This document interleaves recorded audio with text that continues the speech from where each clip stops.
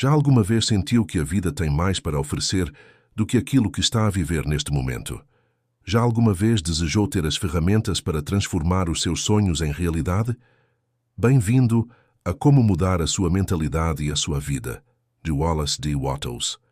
Este livro não é apenas uma leitura, é uma porta aberta para um mundo de novas possibilidades e descobertas. Antes de mergulhar nos ensinamentos de Wattles, convido-o a fechar os olhos por um momento e a imaginar a sua vida ideal. Visualize claramente como se vê a si próprio, onde está, o que está a fazer e, mais importante, como se sente. Essa imagem vívida e real na sua mente não é apenas uma fantasia, é um destino alcançável. Wallace D. Wattles ensina-nos que dentro de cada um de nós existe um poder imenso, capaz de transformar a nossa realidade e de nos levar a alturas inimagináveis. A essência deste livro baseia-se na compreensão de que os nossos pensamentos são as sementes da nossa realidade. Cada pensamento e cada crença que abrigamos tem o poder de moldar as nossas experiências e o nosso destino. Wattles guia-nos numa viagem de autodescoberta, mostrando-nos como usar a nossa mente para atrair saúde, riqueza, felicidade e sucesso. Ao longo deste audiolivro, descobrirá que a vida poderosa que deseja não é um sonho distante, mas uma possibilidade tangível. Wattles desafia-nos a ver para além das aparências e a compreender que tudo o que precisamos já está dentro de nós, à espera de ser despertado e utilizado. Ele ensina-nos a deixar de lado as limitações autoimpostas e a abraçar o poder do pensamento criativo.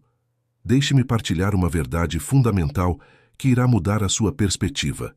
O universo é um campo ilimitado de possibilidades e você tem o poder de o moldar com os seus pensamentos. Sim, tem esse poder. Não é algo reservado a uns poucos selecionados. É o seu direito de nascença. Por isso, convido-o a embarcar nesta viagem com uma mente aberta e um coração disposto. Ao ouvir cada capítulo, permita que as palavras ressoem dentro de si e despertem essa centelha de poder dentro de si. Este não é apenas um momento para aprender, mas para se transformar. Prepare-se para desafiar as suas crenças limitadoras, descobrir novas verdades e começar a viver a vida que sempre desejou. Lembre-se, cada passo em direção à mudança começa com um pensamento. Como mudar a sua mentalidade e a sua vida? Wallace Delois Wattles. Capítulo 1. A vida poderosa. De onde vem o poder? Que existe uma vida de sucesso, poderosa, que pode ser vivida aqui, que pode ser vivida por qualquer pessoa, somos obrigados a admitir, e tendo-o admitido, não podemos deixar de desejar viver essa vida, porque bem vivida significa saúde, riqueza, poder, felicidade e todo o sucesso da vida. Aqueles que lerem esta série de lições aprenderão a vivê-la, e primeiro precisam de compreender um pouco o que é o poder e de onde ele vem. Estamos a passar do estádio de desenvolvimento físico, animal ou material para o estádio mental e espiritual. Estamos a deixar de ser homens e mulheres físicos para nos tornarmos homens e mulheres mentais e espirituais. Fazer esta mudança é por vezes uma questão de considerável dificuldade.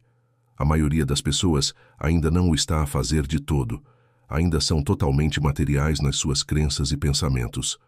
Não veem o mundo do espírito, têm fé nas casas, nas terras, no dinheiro, etc.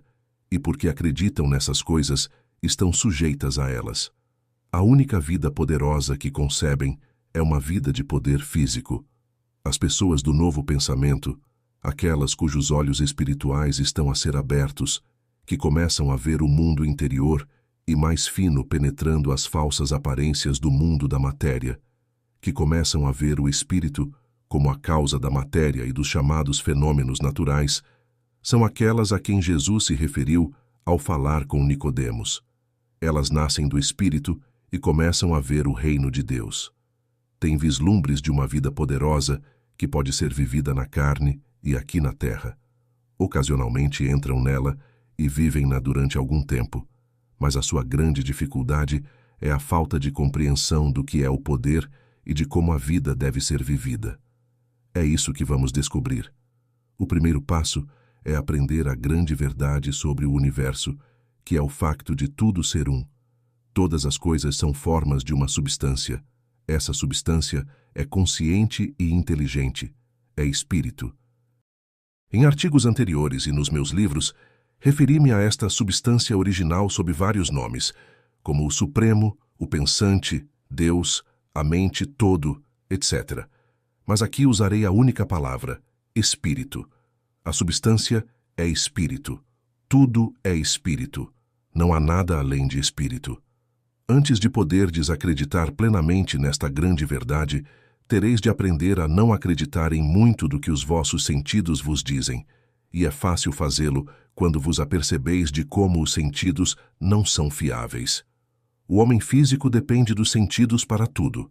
Para ele, ver é acreditar, e aceita como reais as aparências que o rodeiam, mas na realidade está grosseiramente iludido. Vive num mundo irreal. Todo o seu universo é uma ilusão, e não é o que lhe parece. Este homem deve acreditar que vive num mundo plano sob um sólido arco azul. O sol e a lua viajam por cima dele, e a sua terra está imóvel, e as estrelas são pequenos pontos de vida. Estas são as aparências do mundo físico que os sentidos nos dão, e, no entanto, nenhuma pessoa civilizada acredita realmente nelas. Sabemos que a terra é redonda, que o céu não é sólido, que as estrelas são muito maiores do que a Terra e que a Terra gira à volta do Sol. Nenhuma pessoa bem informada acredita no que vê nestas coisas. Olha para a realidade através das aparências. Vejamos outro exemplo. Nada parece mais real do que a cor, e dificilmente se pode duvidar que os objetos que nos rodeiam são realmente da tonalidade que aparentam ser, que a relva é verde e o peito do pinta-roxo é vermelho, etc. Mas a cor só existe na consciência. Quando um objeto nos parece ser de uma determinada cor, como o vermelho não é realmente vermelho. O objeto vermelho reflete ou recusa-se a absorver e a receber o vermelho do raio de luz que o atinge e o devolve ao olho. Vemos a cor que ele rejeita e não a cor que ele é. Onde não há olho para receber o reflexo, a cor não existe. Assim, não basta acreditar que as aparências são verdadeiras. É preciso olhar através delas e ver a única realidade, e a única realidade de todas as coisas é o Espírito. O primeiro passo a dar por aqueles que querem levar a vida poderosa é deixarem de se deixar enganar pelas aparências e perceberem a verdade. Deixarem de acreditar no que parece ser e terem fé no que é. Tem de ir ao âmago das coisas. Tem de ir ao âmago das coisas e, em vez de tentarem raciocinar das aparências para as realidades, tem de acreditar nas realidades e ignorar as aparências. O espírito é a substância, e toda a substância é espírito. Não pode haver duas substâncias. No momento em que admitimos a existência de duas substâncias, espírito e matéria, estamos absolutamente perdidos. Se a matéria é distinta do espírito, então tem poderes e potencialidades próprias e pode afetar-nos para o bem ou para o mal. Portanto, se acreditarmos nisso, vincular-nos-emos cada vez mais à matéria que podemos ver e teremos cada vez menos fé no espírito que não podemos ver ou que só podemos sentir. E a vida poderosa tornar-se-á impossível para nós. Temos de ver que o espírito é a substância e que é a única substância. Nada existe para além do espírito. Depois, temos de compreender que o espírito é vida e que é toda a vida que existe. Nada vive senão o espírito. Todo o pensamento do homem, toda a vontade de qualquer animal, todo o desabrochar da folha ou da flor é espírito, actuando na coisa que se move. O espírito vive na erva, nas flores e nas árvores, na carne e nos insectos, nos animais e nos homens. Não há vida senão a vida do espírito. Ele dá vida a tudo. Nele vivemos, nos movemos e existimos. Nada tem vida individual ou vida própria. Tudo é a vida do espírito. Mais uma vez, todo o poder é espírito. Todo o movimento na natureza ou na arte, desde o agitar de uma folha até ao correr de uma corrente gigante através de um dínamo feito pelo homem, é espírito. E em tudo isso, E através de tudo isso, o espírito está a trabalhar inteligentemente para algum grande propósito ou propósitos próprios. Que existe inteligência através do poder da natureza é demonstrado por uma coisa entre muitas, pela continuidade. Tudo funciona sob as mesmas leis, ontem, hoje e sempre. Mas suponhamos que num dia os canos de água corriam água e no dia seguinte gasolina, que num dia pesava 110 libras e no dia seguinte meia tonelada, as leis da gravidade e da química funcionando contrariamente uma à outra. Então poderia suspeitar que havia duas forças na natureza ou que a única força era uma força não inteligente. Se quisermos viver a vida poderosa de Sansão, Napoleão ou do evangelista, e estamos a procurar mais poder. É isso que todos nós procuramos. Quer queiramos enriquecer, quer queiramos sobressair na sociedade, quer queiramos educar bem os nossos filhos, quer queiramos ser benfeitores da humanidade, tudo o que precisamos é de poder e de capacidade para levar a vida poderosa. No final deste primeiro capítulo, apresento-te este facto que, se conseguires compreendê-lo plenamente, te dará a base sobre a qual te deves erguer para conduzir a vida, e se continuares com as lições que se seguem, certamente te capacitará para a conduzir. Vivemos, movemo-nos e temos o nosso ser no oceano sem limites do espírito inteligente, do qual retiramos a nossa vida e o nosso poder, físico, mental e espiritual. Todo o poder está neste espírito.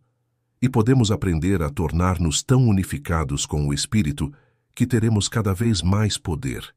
De facto, podemos ter todo o poder que ele nos pode confiar, e só então é uma questão de nos tornarmos dignos de confiança. Capítulo 2. A atitude empreendedora. Causas semelhantes em condições semelhantes produzem efeitos semelhantes. O sucesso nos negócios é um efeito, e não pode ser uma exceção à lei de causa e efeito. A causa do sucesso é a pessoa que tem sucesso. Algo nela foi aplicado ao seu trabalho e produziu um determinado resultado. O que é que num indivíduo produz o resultado do sucesso? Não é a força física, embora a força física possa ser uma grande ajuda. No entanto, nem todas as pessoas fortes são bem-sucedidas, e aquelas que são bem-sucedidas têm a capacidade de aplicar a sua força física de forma a ajudá-las a produzir o resultado do sucesso. Não é a capacidade intelectual, pois nem todas as pessoas intelectualmente capazes são bem-sucedidas. As que o são têm a capacidade de direcionar a sua capacidade intelectual de forma a ajudá-las a alcançar o sucesso. O poder que torna uma pessoa bem-sucedida é, portanto, o poder de aplicar a capacidade física e mental para produzir resultados. Este poder deve ser uma atitude do próprio indivíduo. Não é um dom especial para poucos, nem uma faculdade rudimentar que cada indivíduo pode desenvolver. É uma posição a ser assumida. Se as suas capacidades e energias devem ser dirigidas, é a própria pessoa que as deve dirigir. E se as dirigir, é o poder que causa o sucesso. Todo o ser humano tem o poder inerente de dirigir as suas próprias capacidades e energias, e todos têm consciência de ter esse poder. É porque uma pessoa o tem que é capaz de crescer e progredir. Para fazer uma pessoa bem-sucedida, é necessário fazer uma pessoa que saiba o que resulta em sucesso e que dirija as suas energias para fazer essas coisas. E o primeiro elemento essencial para isso é que ela assuma a atitude de autodireção. Cada homem ou mulher é autodirigido ou dirigido pelas sugestões que vêm do seu ambiente. O indivíduo que pode é sempre autodirigido. Aquele que é dirigido por sugestão é aquele que não pode. O indivíduo dirigido por sugestões tem um horóscopo. O seu destino é decidido pela hereditariedade e pelo ambiente. A pessoa autodirigida não permite que os seus pensamentos sejam ditados pela hereditariedade, pelo ambiente ou pelos astros. Pensa o que quer pensar, e se o seu horóscopo não lhe convém, cria um melhor. O êxito empresarial depende da política empresarial. A política empresarial só pode ser formulada através do pensamento. Por conseguinte, o êxito ou o fracasso de uma pessoa depende do seu pensamento. O homem ou a mulher que é conduzido a tem apenas os pensamentos que lhe são sugeridos pelo seu ambiente, pelo que só pode fazer o que os que o rodeiam pensam que ele ou ela pode fazer.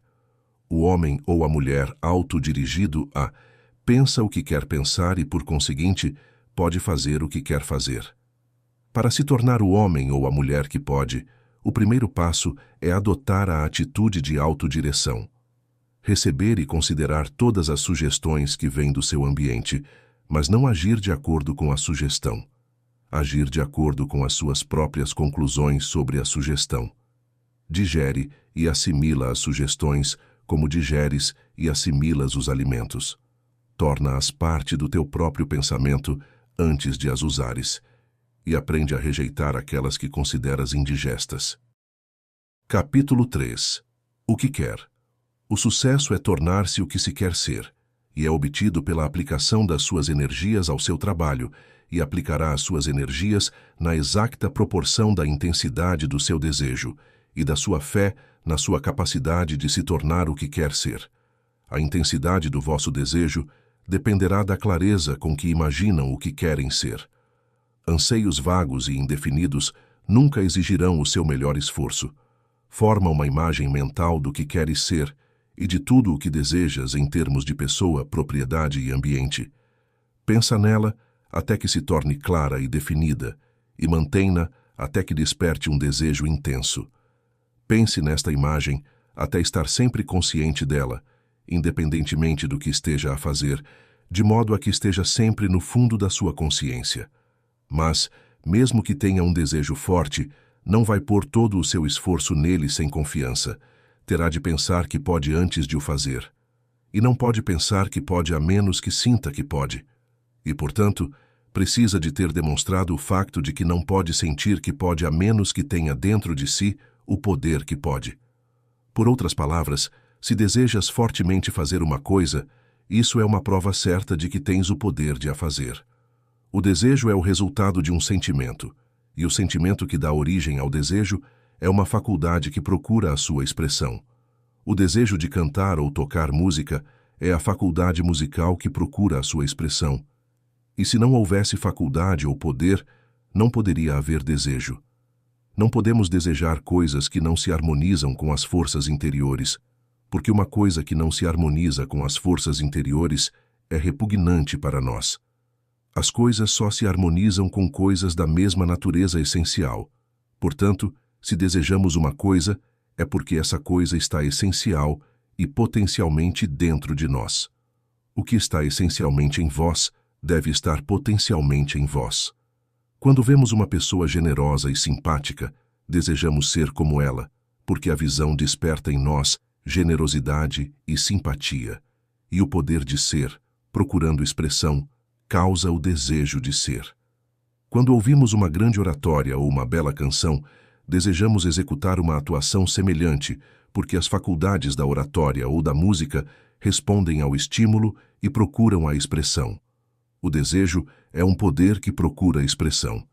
Não podeis desejar o que não está potencialmente dentro de vós, e, por conseguinte, podeis ser o que quereis ser. O facto de quereres ser é a prova de que pode ser. Primeiro, formai uma concepção clara do que quereis ser em pessoa, propriedade e ambiente.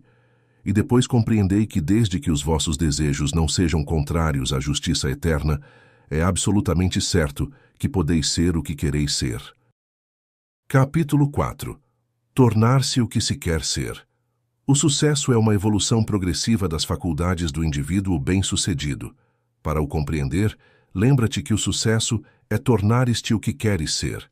Tornar-se o que queres ser é satisfazer os teus desejos. E o desejo é o esforço de uma faculdade para entrar em ação. Cada ganho de dinheiro ou de posição que um homem ou uma mulher pode obter permite-lhe pôr em ação uma nova faculdade ou utilizar melhor uma antiga. Isto satisfaz o desejo e é o sucesso. O homem ou a mulher que pode utilizar a maior parte das suas faculdades é o homem ou a mulher que pode. E porque é uma pessoa que pode, é uma pessoa de sucesso. O sucesso, portanto, sendo uma evolução do ser humano bem-sucedido, deve seguir o princípio evolutivo da ação. E o facto básico na evolução é que cada plano inferior contém todas as potencialidades necessárias para desempenhar as funções do plano superior.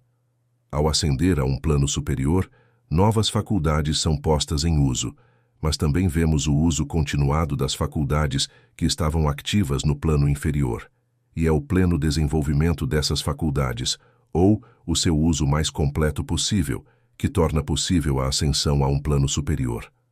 A evolução nunca atinge o plano superior a partir de espécimes imperfeitamente desenvolvidos no plano inferior, mas sempre a partir dos mais perfeitamente desenvolvidos. Por outras palavras, o princípio evolutivo é que os organismos que funcionam mais perfeitamente no plano inferior estão mais próximos do plano superior, e a forma de nos aproximarmos do plano superior é aperfeiçoando a função no plano inferior. No entanto, é necessário algo mais, pois se nenhum organismo fizesse outra coisa senão funcionar perfeitamente no seu próprio plano, não haveria evolução. A evolução começa quando os organismos começam a acrescentar as funções necessárias do plano em que vivem, faculdades que só podem ser aperfeiçoadas num plano superior. O teu trabalho atual pode não ser o trabalho que queres fazer, mas a menos que consigas fazer o teu trabalho atual com perfeição, não estás pronto para o trabalho que queres fazer. E mesmo que consigas fazer o teu trabalho atual na perfeição, se isso for tudo o que consegues fazer, não estás pronto para mais nada. Só quando conseguir fazer perfeitamente o seu trabalho atual, e além disso, fizer outro trabalho, é que estará pronto para avançar. A evolução ocorre através do desenvolvimento das faculdades que devem ser usadas num plano mais elevado. E isto é feito fazendo primeiro o trabalho do plano inferior na perfeição, e depois acrescentando-lhe, de modo a trazer outras faculdades para o uso, ou desenvolver de tal modo as que já estão em uso, que elas se tornam demasiado grandes para encontrar expressão no plano inferior. Para te elevares, não deves apenas preencher o teu lugar atual, mas deves mais do que preenchê-lo. É a parte de ti que se projeta para além dos limites do teu lugar atual, que se instala no lugar superior. O princípio evolutivo do sucesso é que deves preencher mais do que o teu lugar atual, e não podes ter sucesso de outra forma. Capítulo 5. Promover-se. A vida de sucesso é a vida que avança, e a vida que avança é vivida em obediência ao princípio evolutivo. O princípio evolutivo é que o progresso vem por mais do que preencher o teu lugar atual, e isto é verdade, quer sejas um empregado, quer tenhas um negócio próprio. No entanto, o simples facto de fazer mais trabalho do que o necessário, sem qualquer propósito, não o fará progredir. Provavelmente só tenderá a mantê-lo onde está. Se é um trabalhador por conta de outrem e não tem qualquer ambição de fazer mais do que ocupar a sua posição atual, a sua entidade patronal estará interessada em mantê-lo na sua posição atual e provavelmente fá-lo-á. Tem de saber o que quer ser e tem de fazer mais do que a sua posição atual para se tornar naquilo que quer ser. Não faça trabalho suplementar com a ideia de que, ao fazê-lo, pode obter favores da sua entidade patronal. Isso colocá-lo-á numa atitude servil e fora da atitude de autodireção. Não o faças na esperança de que aqueles que estão acima de ti vejam o teu bom serviço e te promovam. Eles podem achar mais lucrativo manter-te onde estás. Faz o que fazes com o objetivo de te promoveres. Faz mais do que o teu trabalho, a fim de desenvolveres as tuas capacidades para uma posição mais elevada. Se o teu patrão não te oferecer uma posição quando estiveres pronto para ela, oferece-te a outro patrão. Há sempre lugar para o homem ou a mulher que está a progredir. Mantenha a tua mente fixa naquilo que queres ser, e mais do que preencher a tua posição atual, a tua atitude mental far-te-á ver rapidamente todas as oportunidades de melhorares a tua condição. E serás competente para tirar partido das oportunidades quando elas se apresentarem. Não esperes por uma oportunidade para seres tudo o que queres ser. Sê tudo o que podes ser hoje, e quando te for oferecida uma oportunidade para seres mais, aproveita-a. Não existe falta de oportunidade para o homem ou mulher que está a viver a vida em progresso e que tem uma mente em progresso. Tudo o que toca a tua vida é uma oportunidade, se descobrires o seu uso adequado. Todas as circunstâncias, todos os aparentes infortúnios, todas as pessoas que encontras, todos os cães que ladram para ti ou abanam a cauda no teu caminho, todos têm algum elemento útil para ti, se o conseguires encontrar. Estudem-nos todos, pois são as vossas oportunidades. A maior parte dos homens e mulheres fracassam porque esperam por um determinado tipo de oportunidade, em vez de estarem preparados para tirar partido de todas as oportunidades.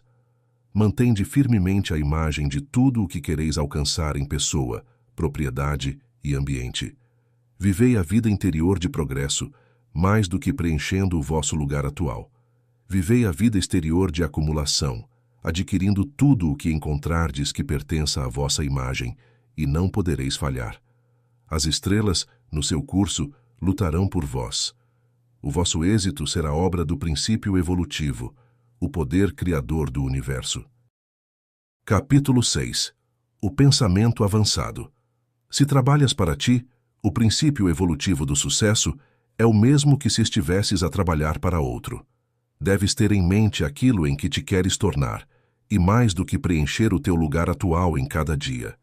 Isso não significa que devas tentar fazer hoje uma parte do trabalho de amanhã. Não tendes nada a ver com o trabalho de amanhã, exceto estar prontos para ele quando chegar, mas deveis fazer tudo o que é necessário para o negócio de hoje, e um pouco para o aumento. Em todas as transações, deveis manter a vossa mente antecipada, deveis pôr o pensamento expansivo em tudo o que fazeis e comunicá-lo a todas as pessoas com quem vos relacionais.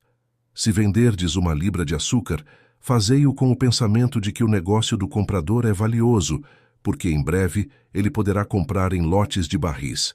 Se uma criança comprar um rebuçado de 1 cêntimo, ponde na venda o pensamento de que um dia comprará uma caixa de 5 libras. E em todos os casos, fazei com que o cliente receba o pensamento. Ponha em todas as vendas a ideia de progresso para o cliente, bem como para si próprio. Em breve, todos sentirão que estão a fazer pechinchas em tudo. E terão razão. Se introduzirem o pensamento de progresso em todas as transações, os vossos clientes irão captá-lo no que diz respeito aos seus próprios assuntos, e começarão a ser mais bem-sucedidos e relacionarão mentalmente o seu sucesso convosco. Isto irá atraí-los fortemente para si. O melhor negócio que pode dar a outra pessoa é comunicar-lhe o pensamento inovador em relação aos seus próprios assuntos. Nenhum bônus ou desconto é igual a este.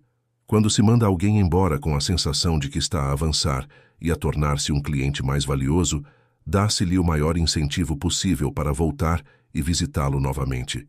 Se comunicar aos seus clientes a ideia de avançar, eles começarão a ter sucesso por causa disso e, intuitivamente, ligando os seus sucessos a si, virão ter consigo para obter mais poder.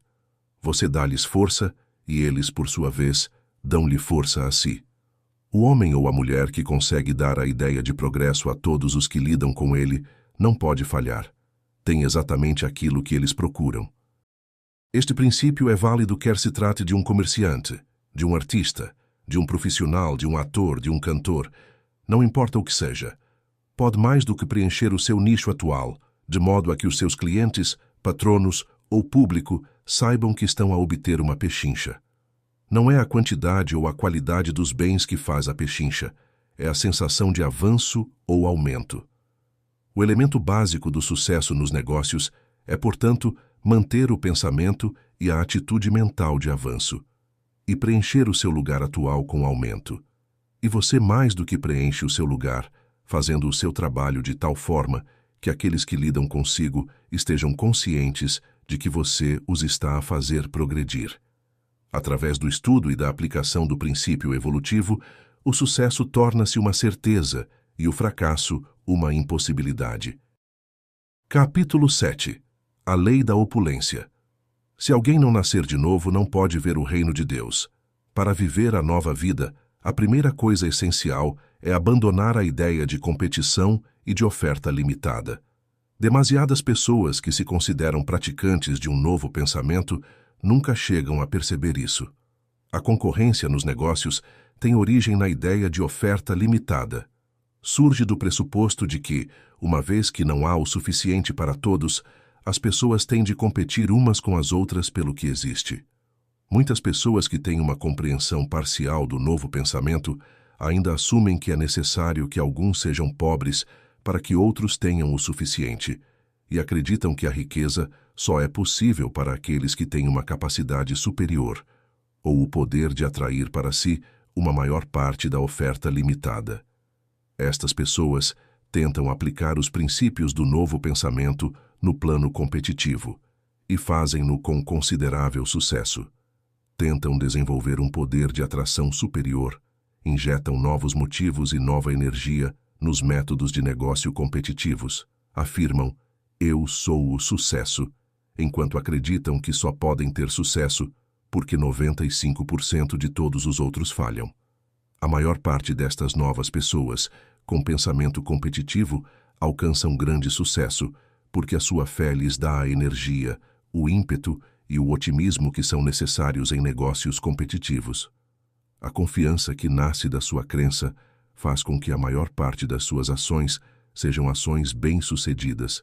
A sua aplicação parcial de novas ideias de pensamento torna as concorrentes excepcionalmente capazes e atribuem o seu sucesso ao poder do pensamento e da afirmação, quando este é quase puramente competitivo. O chamado pensamento novo, na realidade, nada mais é do que a forma mais elevada e totalmente aperfeiçoada do pensamento antigo. Afinal de contas, só vê o reino de César. Não tem qualquer concessão do reino de Deus. Todos os resultados finais mostram que essas pessoas do novo pensamento são apenas uma parte do reino de César. As suas fortunas oscilam, sofrem perdas e os seus negócios entram em pânico. A sua prosperidade é afetada por períodos de adversidade. O seu sentimento de segurança é mera autoconfiança. No fundo do subconsciente, trazem sempre o germe de um medo secreto. Ninguém que reconheça qualquer limitação na oferta pode estar totalmente livre do medo, pois se não há o suficiente para todos, sabemos que a nossa vez de faltar pode chegar a qualquer momento. Os fracassos e insucessos dos novos pensadores devem-se diretamente à ideia de uma oferta limitada, à ideia de que o sucesso e a obtenção de riqueza só são possíveis para uma parte de nós. Haverá alguma verdade nesta ideia de que a concorrência é necessária? Vejamos. As coisas que são essenciais à vida e ao progresso mental e físico podem ser agrupadas em 5 categorias, e são elas: alimentação, vestuário, abrigo, educação e diversão. Para 3 deles, alimentação, vestuário e abrigo, procuramos o fornecimento no mundo da natureza. Estes 3, com a sua parafernália e extensões sob a forma de luxos, decorações, arte e beleza, constituem aquilo a que chamamos riqueza. Haverá alguma limitação ao seu fornecimento? Consideremos, em primeiro lugar, a questão do fornecimento de alimentos. Nos Estados Unidos, ainda não começamos a explorar as possibilidades da agricultura intensiva, que faz crescer 4 folhas de erva onde antes crescia uma. É um facto matematicamente demonstrável que o único estado do Texas, se todos os seus recursos fossem organizados para a produção de alimentos, produziria o suficiente para alimentar toda a população atual do planeta e alimentá-la bem. Os nossos produtos alimentares vão do trigo nos Dakotas ao arroz na Carolina do Norte, dos frutos do norte no Michigan, às laranjas na Califórnia e na Florida. Este país, intensivamente cultivado, poderia assim alimentar os habitantes de 10 mundos. Não há falta de alimentos. Quando oramos ao nosso Pai, dá-nos o pão nosso de cada dia, nunca devemos esquecer de acrescentar a ação de graças por Ele ter respondido a essa oração quando lançou as fundações do mundo. Lembrem-se também que o trabalho de homens como Burbank está apenas a começar. O fornecimento de alimentos é capaz de um desenvolvimento infinito. Não há, portanto, necessidade de os homens competirem uns com os outros pelo suficiente para comer. Quanto à segunda necessidade, o vestuário, verificamos a mesma coisa. Os Estados Unidos podem produzir algodão para o mundo, mas não há necessidade de vestir o mundo com algo tão barato como tecido de algodão. Temos pastagens de ovelhas para fornecer artigos de lã para todos, e campos para cultivar linho para linho fino. Há grandes extensões de terra, agora estéreis, onde poderíamos cultivar amoreiras suficientes para alimentar os bichos da seda necessários para vestir o mundo com sedas.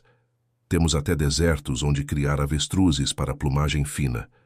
Temos recursos suficientes para vestir cada homem, mulher e criança com roupas mais finas do que Salomão em toda a sua glória.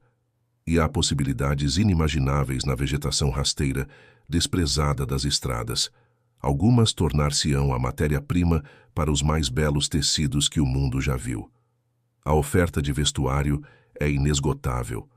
Não há necessidade de competir com os outros. Não há necessidade de um vestir pano de saco para outro vestir púrpura e linho fino. Há púrpura e linho fino para todos. Voltando à questão do abrigo, encontramos as mesmas condições. Há grandes bancos de argila à espera de serem transformados em tijolos e telhas. Há imensas saliências de pedra de construção ainda não quarteada. Aprendemos que o tijolo pode ser feito de areia e cal e que o cimento é um excelente material de construção. É um facto indiscutível que uma mansão mais fina do que a de Vanderbilt poderia ser construída para cada família na América, e quando todas estivessem concluídas, dificilmente teríamos feito um arranhão na superfície do nosso fornecimento de material de construção. Não há necessidade de alguns viverem em casebres para que outros possam ser delicadamente alojados, e a oferta de mobiliário interior, móveis, tapetes, livros, instrumentos musicais, quadros, estátuas, tudo o que possa encantar os olhos e a mente do homem, é igualmente ilimitada. Na verdade, não há escassez de coisas, nem há falta de trabalho a ser feito. Na natureza, não há necessidade de competição, nem por coisas, nem por trabalho. Há suficiente trabalho útil e belo à espera de ser feito para nos manter a todos ocupados durante toda a nossa vida. E talvez seja bom salientar aqui que não há falta de oferta de produtos acabados, porque o trabalho não é suficientemente produtivo para acompanhar a procura. As máquinas modernas resolveram o problema da produção. A capacidade de produção da mão de obra aumentou 600 vezes em pouco mais de uma geração. No fabrico de pregos, por exemplo, um homem faz o trabalho que há 100 anos exigia 1000 homens, e o mesmo é aproximadamente verdade em todas as linhas da indústria, e o fim do aumento do poder produtivo ainda não chegou. Não há nada em que não seja possível melhorar ainda mais. 6 horas de trabalho por dia, para todos nós, produziriam tudo o que poderíamos usar, incluindo todos os luxos conhecidos. Com tal abundância no todo, não precisamos de competir por uma parte, não precisamos de pensar no amanhã, não precisamos de experimentar pânicos ou retrocessos. Basta-nos procurar o reino de Deus e as suas relações justas entre nós, e todas estas coisas nos serão acrescentadas. E o que é o reino de Deus? A que hei de comparar o reino de Deus? É semelhante ao fermento que uma mulher tomou e escondeu em 3 medidas de farinha, até ficar levedado. O reino de Deus está na natureza como o fermento na farinha, em tudo e através de tudo. Inclui toda a natureza, pois Deus é a causa da natureza, e quando a natureza é perfeitamente natural, aí está o reino de Deus em toda a sua plenitude. Se Deus é a mente da natureza, então não pode haver expressão mais perfeita de Deus do que na naturalidade da natureza. O reino de Deus inclui toda a vida, pois Deus é a própria vida, e quando a vida é vivida de uma forma perfeitamente natural, existe o reino de Deus em toda a sua plenitude, pois não pode haver expressão mais perfeita de Deus do que viver a vida de uma forma natural. E isto leva-nos à questão: como é que a vida pode ser vivida de forma natural? Viver a vida é avançar continuamente em direção a mais vida. Se deixarmos cair uma semente no centro de um campo, a vida da semente é imediatamente ativada. Ela deixa de existir apenas e começa a viver. Logo produz uma planta e uma cabeça de semente, na qual há 30, 60 ou 100 sementes, cada uma contendo tanta vida quanto a primeira semente continha. Estas caem na terra e, por sua vez, começam a viver. E com o tempo, há 1 milhão de sementes no campo, cada uma das quais contém tanta vida quanto a primeira semente. A vida da primeira semente, pelo simples facto de viver, foi multiplicada por 1 milhão. Viver a vida é aumentar continuamente a vida. Não há outra maneira de viver. Esta necessidade da vida de aumentar é a causa do que conhecemos como evolução. No mundo mineral não há evolução. Os minerais não avançam ou progridem. O chumbo não evolui para o estanho para o ferro para a prata para o ouro e assim por diante. A evolução é encontrada apenas nas formas orgânicas de vida e é causada pela necessidade natural da vida de encontrar uma expressão cada vez mais plena. A vida nesta terra começou, sem dúvida, numa única célula, mas uma única célula não podia dar expressão suficiente à vida, e assim se formou um organismo bicelular, depois organismos multicelulares, depois vertebrados, depois mamíferos e, finalmente, o homem. Tudo por causa da necessidade inerente à vida de avançar sempre em direção a uma expressão mais plena. E a evolução não cessou com a formação do homem. Cessou a evolução física e começou a evolução mental e espiritual. O homem, desde o início, tem vindo a desenvolver cada vez mais a sua capacidade de viver. Cada geração é capaz de viver mais do que a anterior. A raça está continuamente a avançar para mais vida, e assim vemos que viver a vida significa viver mais. A ação da consciência expande continuamente a consciência. A necessidade primária da mente é saber mais, sentir mais e desfrutar mais. E esta necessidade da mente é a causa da evolução social e de todo o progresso. Se considerarmos a vida consciente como a expressão mais elevada de Deus, ou da mente da natureza, então o objetivo de todas as coisas deve ser o de promover o desenvolvimento da vida consciente. E se o homem é a forma mais elevada de vida consciente, e ele é, então o objetivo de todas as coisas deve ser o de promover o desenvolvimento do homem. E se o desenvolvimento do homem consiste no aumento da sua capacidade para a vida, então o objetivo de todas as coisas na natureza deve ser o de promover o avanço contínuo do homem para mais e mais vida. A vida encontra a sua expressão no uso das coisas. A medida da vida de uma pessoa não são as coisas que ela possui, mas o número de coisas que ela é capaz de usar corretamente.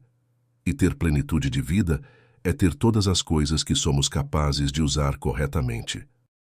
Sendo o propósito da mente da natureza que o homem avance continuamente em direção a mais vida, deve ser também a intenção dessa mente que cada ser humano tenha o uso irrestrito de todas as coisas que ele é capaz de usar e desfrutar corretamente, ou que as suas próprias coisas venham a ele. O propósito de Deus é que todos tenham vida e a tenham em abundância. Deus é a mente da natureza, e Deus está em tudo e através de tudo. Portanto, a mente ou inteligência de Deus está em tudo e através de tudo, como o fermento na farinha. O desejo de progredir é um facto fundamental na ação da mente. Portanto, o desejo de progredir está em tudo e através de tudo. Todas as coisas desejam o progresso de cada homem. Se um indivíduo deseja qualquer coisa boa para viver mais plenamente a sua vida, essa coisa também o deseja, pois toda a vida é uma só. A mente da natureza está em e através de todas as coisas. A mente das coisas responde à mente do homem quando este deseja avançar. Todas as coisas trabalham juntas para o bem daqueles que desejam apenas o progresso. O maior de todos os factos para nós é o facto de que existe uma mente na natureza, que deseja que tenhamos todas as coisas que somos capazes de usar e que estamos dispostos a usar na direção de uma vida mais plena, e que esta mente está nas próprias coisas, tendendo a trazê-las até nós, e que se tomarmos o caminho certo, reconhecendo esta mente e trabalhando com ela, todas as coisas devem vir até nós. Mas esta mente é a mente do todo, não de uma parte, e se perdermos de vista o todo e entrarmos em competição com os nossos companheiros por uma parte, perdemos o todo. Pois a competição de uma parte é virtualmente uma negação e rejeição do todo. Aquele que reconhece e aceita o todo não pode competir por uma parte. É a ideia de competir por uma oferta limitada que nos impede de ver e aceitar a abundância que é nossa. Continuamos a manter a luta sem sentido do reino de César, porque não conseguimos ver o reino de Deus que está à nossa volta e dentro de nós. Se o meu reino fosse deste mundo, então os meus servos lutariam, disse Jesus. Não nos libertamos completamente das ideias dos reinos deste mundo. Continuamos a lutar mais ou menos. Mas como evitar a concorrência quando todo o mundo dos negócios se processa segundo o método da competição por uma oferta limitada? Como conseguir empregos sem competir por empregos? Podemos ter sucesso num mundo competitivo sem competir? Devemos retirar-nos do mundo e formar sociedades comunistas? Certamente que não. Tentar é falhar. Uma sociedade comunista é um conjunto de pessoas que não competem entre si, mas com todos os outros. Nenhuma comunidade pode ser completa em si mesma sem limitar grandemente os seus membros nos meios de vida.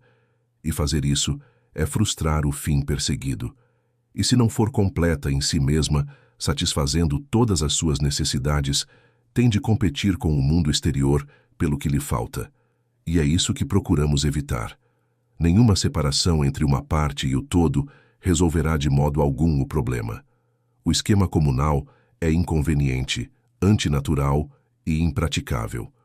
O maior de todos os factos para nós é o facto de que existe uma mente na natureza que deseja que tenhamos todas as coisas que somos capazes de usar e que estamos dispostos a usar na direção de uma vida mais plena, e que essa mente está nas próprias coisas, tendendo a trazê-las até nós. E que se tomarmos o caminho certo, reconhecendo essa mente e trabalhando com ela, todas as coisas virão até nós. Devemos estabelecer o socialismo e a comunidade cooperativa? Não podemos, porque o socialismo e a comunidade cooperativa nunca podem ser estabelecidos. Eles têm de se estabelecer por si próprios e podem levar muito tempo a fazê-lo. Enquanto a maioria dos homens acreditar na oferta limitada, não podemos suprimir a concorrência por qualquer meio legislativo. Portanto, teremos de continuar a fazer negócios sob o sistema atual e deixar de competir. Podemos fazê-lo? Sim, mas como? Capítulo 8. O homem e o dinheiro. Eu vim para que tenham vida e a tenham em abundância. Deus, a mente da natureza, produz a abundância da natureza com o objetivo de proporcionar o desenvolvimento do homem, não apenas de alguns homens ou mulheres, mas da humanidade. O objetivo da natureza é o avanço contínuo da vida, e como o homem é a encarnação de Deus e a forma mais elevada de vida, o objetivo da natureza deve ser o avanço contínuo de cada homem e mulher para uma vida mais abundante.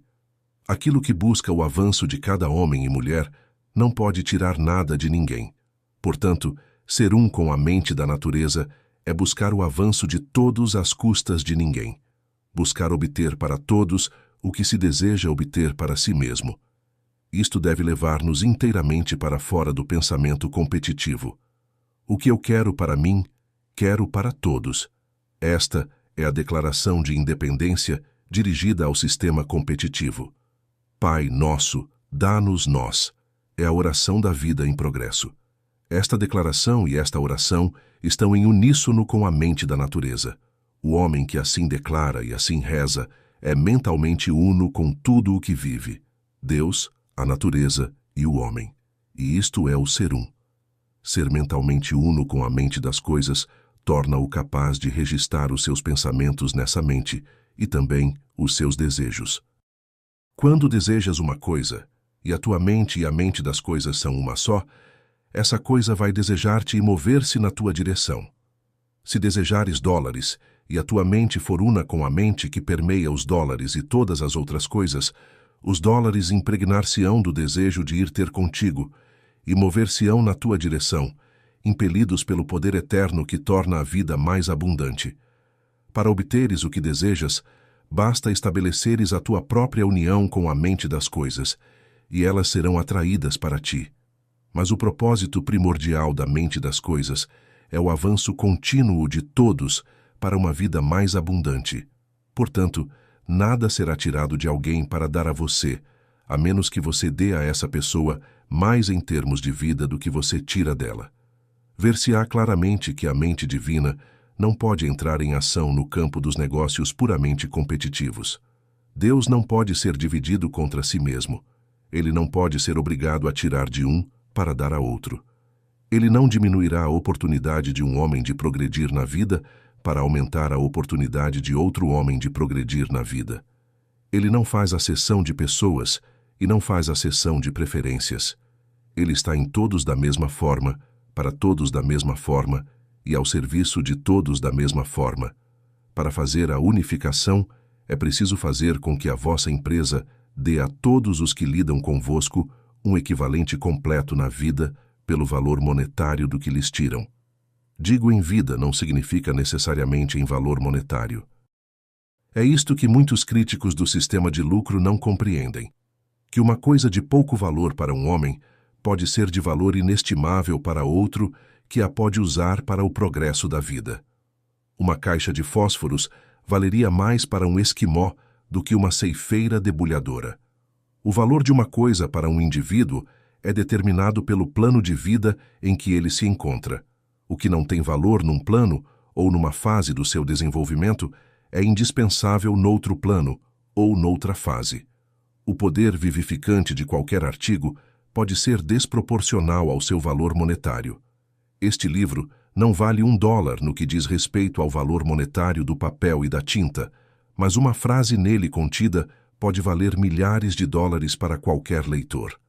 Pode vender um artigo por um valor superior ao que lhe custou, obtendo um lucro, mas o comprador pode dar-lhe uma utilização tal que o seu valor seja centenas de vezes superior ao seu custo, e, nesse caso, o lucro não é um roubo.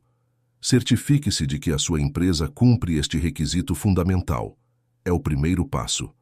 Quando o tiverdes feito, sereis um com essa inteligência da natureza que trabalha para que haja mais vida para todos. Estareis a trabalhar com ele, como diz São Paulo. Vós e o vosso Pai sois um. O objetivo do vosso trabalho é que todos tenham vida e a tenham em abundância. O que procurais para vós, procurais para todos, e o princípio mental de tudo o que necessitais começa a gravitar em torno de vós. Se precisardes de dólares, a mente das coisas, em dólares, está ciente da necessidade, e podeis afirmar com verdade: os dólares querem-me. Os dólares começarão a mover-se para vós, e virão, invariavelmente, daqueles que precisam do que podeis dar em troca. A mente divina encarregar-se-á de transferir aquilo que é necessário para o avanço da vida, para o lugar onde existe a necessidade. Isto aplica-se não apenas ao que necessitais para manter o vosso negócio a funcionar, mas a tudo o que podeis usar para vos levar a uma vida mais plena. Não vos será negado nada de bom. A vossa unidade com o poder evolucionário, com o propósito da natureza, será tal que recebereis tudo o que a natureza tem para dar. Porque fareis sempre a vontade de Deus, todas as coisas serão vossas, e não precisareis de competir com ninguém. Mas devem ter em mente que os vossos desejos são impressos na mente divina apenas pela vossa fé. A dúvida corta a ligação. A ansiedade e o medo cortam a ligação. Tal como impressionas a tua própria mente subconsciente, impressionas a mente das coisas. As vossas afirmações falham se não forem feitas com o poder dinâmico da fé absoluta. A mente das coisas não actuará positivamente através da dúvida e da hesitação. Tudo o que pedirdes quando orardes, crede que o recebereis, e tê-lo-eis. Não podemos andar e trabalhar com Deus e desconfiar dele ao mesmo tempo. Se sentires desconfiança, impressionas a mente das coisas com desconfiança em relação a ti, e as coisas afastar-se-ão de ti em vez de se aproximarem de ti. Os requisitos para o sucesso não competitivo são muito simples. Primeiro, deseje para todos o que deseja para si mesmo, e certifique-se de não tomar nada de ninguém sem dar um equivalente completo na vida, e quanto mais der, melhor para si. Em seguida, mova-se com fé absoluta que tudo o que precisa para a vida mais plena que é capaz de viver virá até si. Reze com fé inabalável ao Pai para que isso venha até si, e agradeça-lhe em cada oração, com o coração cheio de gratidão por isso vir até si. Tudo o que vem até vós significará mais vida para outra pessoa. Cada ganho que fizeres aumentará a riqueza de outra pessoa. O que obtém para si, a vida, obtém para todos. O seu sucesso aumenta a vida, a saúde, a riqueza e a felicidade de todos. Mas alguém diz, afinal, em que é que isto é diferente da concorrência? Não está a competir com os que estão no mesmo ramo de atividade? Não. O que ganha não vem da oferta limitada pela qual os outros estão a lutar, mas do todo. Deixe-me ilustrar. Pode dizer-se que existe apenas uma quantidade limitada de dinheiro no país, não o suficiente para satisfazer as necessidades de todos. Suponhamos que um grande número de pessoas entra neste estilo de vida e os dólares começam a deslocar-se para todos eles. Não haverá o suficiente para todos. Isso é verdade, mas o pensamento de necessidade impresso na mente das coisas reagiria sobre as mentes dos homens. Novas leis monetárias seriam aprovadas. O ouro começaria a mover-se para as casas da moeda, e as prensas de impressão começariam a produzir notas de banco se elas fossem necessárias para o avanço da vida. A mente das coisas alcança, além do dinheiro cunhado, o ouro e a prata que jazem nos corações das colinas, e tudo começará a avançar quando a prece da fé o exigir. A mente das coisas pode convocar recursos dos confins da terra para atender à demanda. E assim é com tudo o mais. Não só as casas da moeda, mas também os moinhos serão postos em movimento quando um número suficiente de pessoas tiver entrado no caminho da vida em progresso. Se se insiste em que o sistema salarial impede os trabalhadores de viverem uma vida plena, a resposta é que, quando os trabalhadores começarem a viver uma vida plena, se o sistema salarial for um obstáculo ao seu progresso, ele será alterado. A sua exigência de mais vida será tudo o que é necessário para o mudar. A vida não pode avançar mudando os sistemas, mas os sistemas podem mudar com o avanço da vida. Há muito trabalho a ser feito na construção de coisas úteis e belas. Tudo o que é necessário é uma demanda por essas coisas por aqueles cujo único propósito é usá-las para dar mais vida a todos. À medida que o número dessas pessoas aumentar, a prosperidade de todos aumentará, e uma proporção cada vez maior de todas as classes entrará na verdade, abandonando a competição e o caminho da oferta limitada, até que o reino seja estabelecido na terra como é no céu. E Deus enxugará dos seus olhos toda a lágrima, e não haverá mais pranto, nem haverá mais dor, e não haverá mais noite ali. Capítulo 9. Conversas que edificam. Não falar de pobreza. Não acrescenta nada à riqueza e à felicidade do mundo espalhar a informação de que sempre foste pobre e que tiveste uma luta muito dura para progredir. Não se pode gabar tanto da pobreza como da ignorância. O velho ditado que diz que não é uma desgraça ser pobre é apenas meia verdade. No verdadeiro sentido, é realmente uma desgraça ser pobre. Ninguém é pobre ou está em dificuldades, exceto a. os ignorantes, b. os preguiçosos e c. os incompetentes. Isto parece duro, e estão prontos a atirar as mãos à cabeça por causa disto. Querem dizer-me que os inquilinos e os escravos assalariados não têm qualquer hipótese, etc. Mas esperem um pouco. Os escravos assalariados são, de facto, os donos do mundo. Foram eles que o criaram e podem apoderar-se dele amanhã, se quiserem. Podem começar, em qualquer altura, a utilizar as fábricas para fazerem coisas para si próprios, em vez de converterem a riqueza para os seus patrões. Mas não o fazem porque são a. demasiado ignorantes para saber que este é o seu mundo, b.